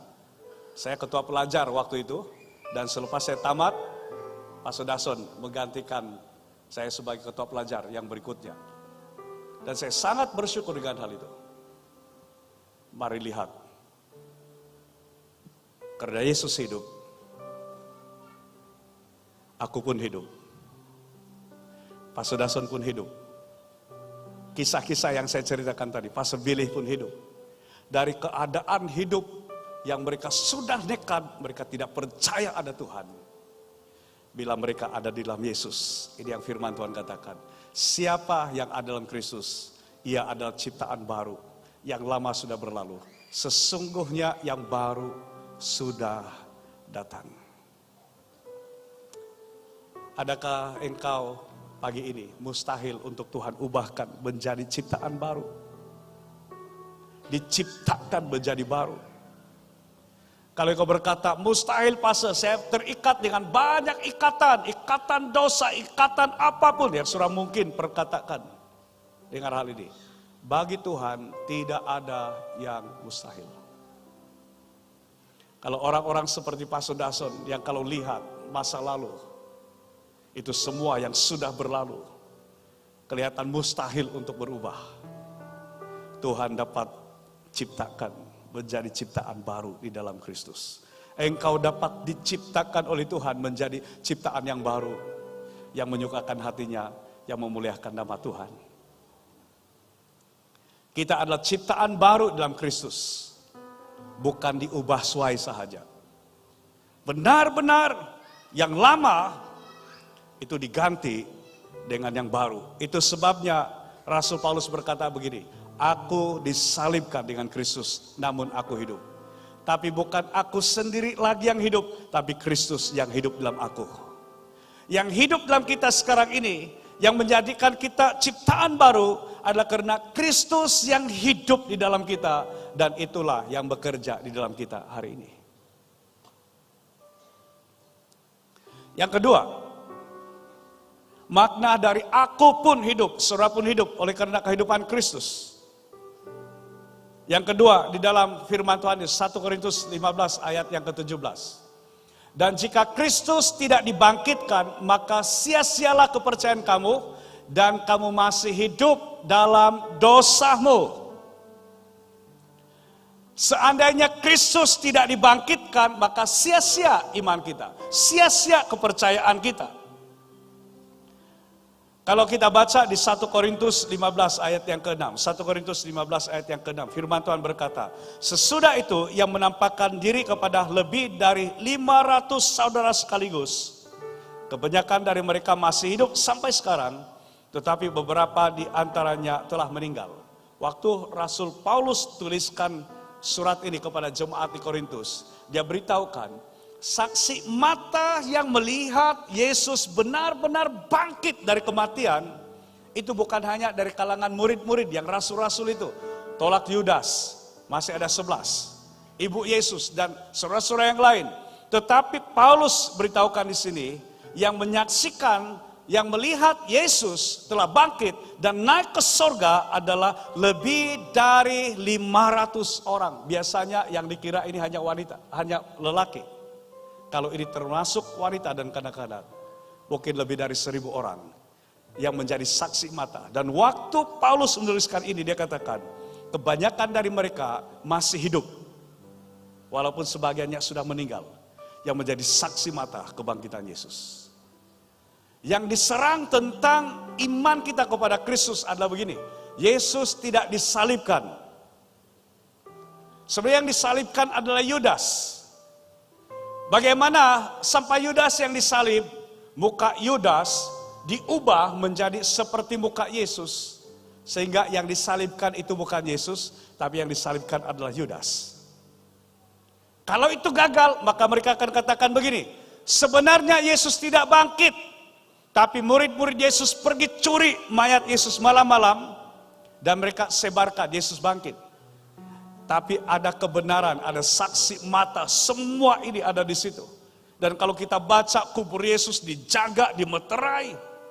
Kalau sekiranya murid-murid Yesus pergi mencuri, mereka akan berdepan dahulu dengan tentara Romawi yang menjaga secara ketat kubur Yesus. Sampai hari yang ketiga, sampai lewat hari yang ketiga sebenarnya. Dan inilah kebenarannya. Dan itu sebabnya yang kedua ini, kita belajar ini. Karena Yesus hidup, aku pun hidup, kita pun hidup, dan makna kita hidup oleh karena kehidupan Kristus. Yang kedua adalah ini, iman kita dalam Kristus tidak sia-sia. Karena Yesus bangkit, maka iman kita tidak menjadi sia-sia. Tidak sia-sia engkau tinggalkan semua hal-hal yang tidak menyukai hati Tuhan. Semua hal yang bertentangan dengan Tuhan. Tidak sia-sia engkau telah mengakui Yesus adalah Tuhan dan penyelamatmu secara pribadi. Mengikuti Yesus, melayani Yesus. Oleh karena iman kita dalam Kristus tidak sia-sia. Dan saya sangat percaya tentang hal itu. Iman kita tidak sia-sia dalam Kristus. Karena dia bukan hanya mati, tetapi dia telah bangkit dan hidup untuk kita, untuk saudara dan saya. Yang ketiga, dan ini yang terakhir saya mau sampaikan pagi ini. Di 1 Petrus pasal yang pertama ayat yang ketiga.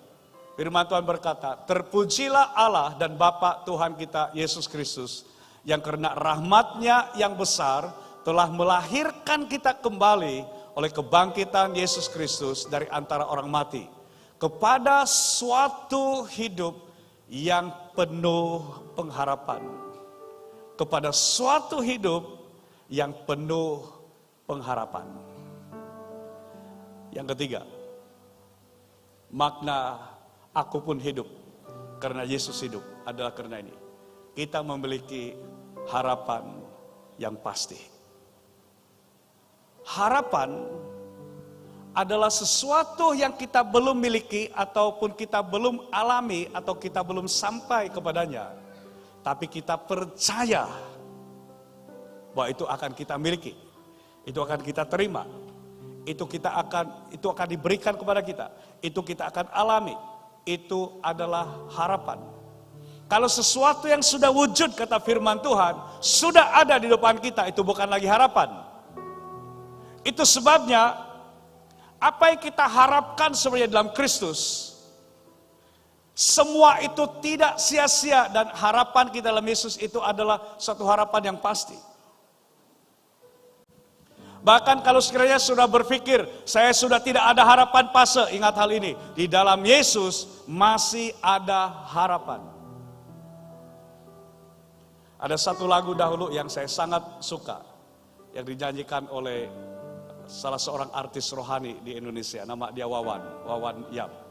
Masih ada harapan. Dan dia memberitahukan bahwa kita masih ada harapan. Sumbuh yang pudar nyalanya kata firman Tuhan, tidak akan dipadamkan. Buluh yang patah terkulai, yang hampir terputus, tidak akan diputuskannya. Dan Tuhan berkata begini, marilah kita berperkara. Meskipun dosamu merah seperti kain kirmizi, akan menjadi putih seperti bulu domba. Merah seperti kesumba, akan menjadi putih seperti salju. Kenapa? Tuhan sedang beritahukan kepada kita, masih ada harapan.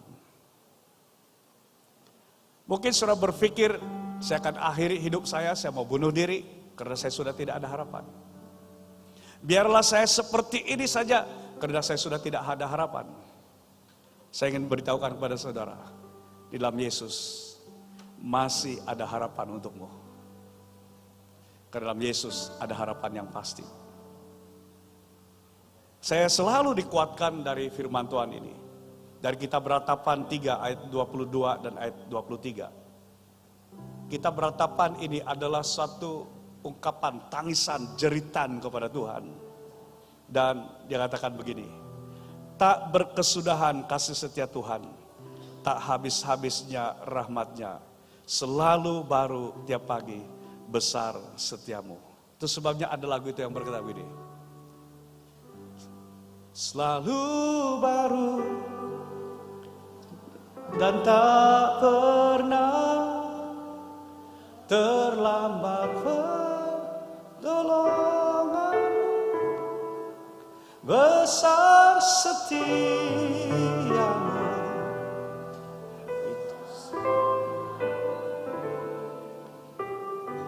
Saudara dengarkan hal itu, saudara mulai hayati. bahwa di dalam Tuhan, kasih setia Tuhan itu tidak pernah berkesudahan, tak habis-habisnya rahmatnya. Bahkan sesuatu yang Tuhan katakan, selalu baru setiap hari. Bangun setiap hari dengan engkau meyakini, terima kasih Tuhan, kasih setiamu, rahmatmu selalu baru setiap hari kepada saya. Dan setiap saat yang saya lewati adalah saat-saat, waktu-waktu yang penuh harapan di dalam engkau ya Tuhan. Harapan kita dalam Kristus memberi kekuatan untuk bertahan,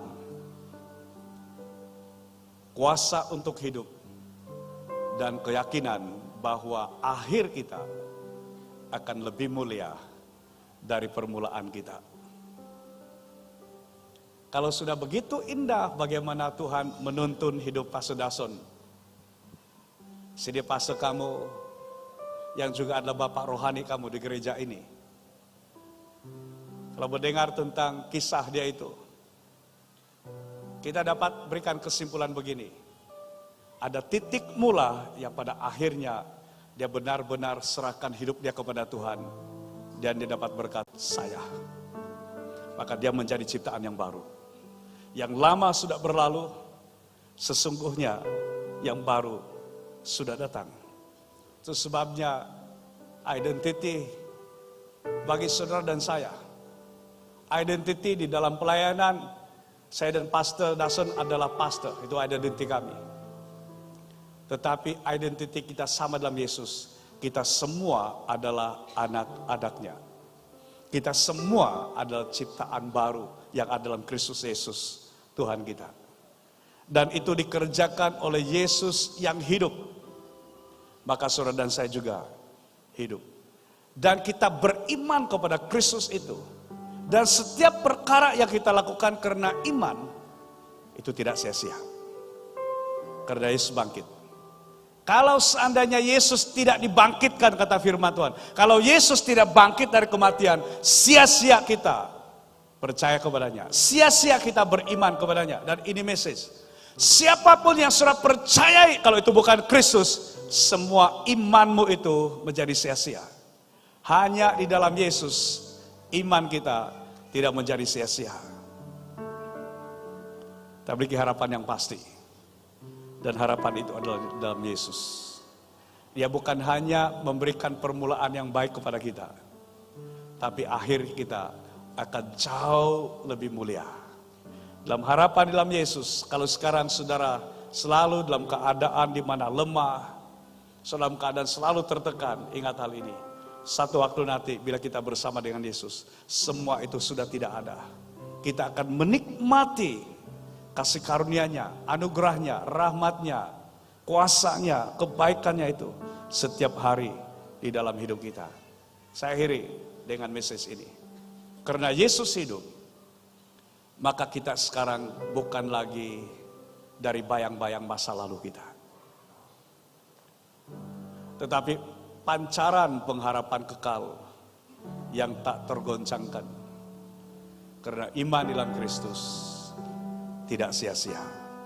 Mari kita berdiri bersama-sama dan kita datang kepada Tuhan. Haleluya Yesus.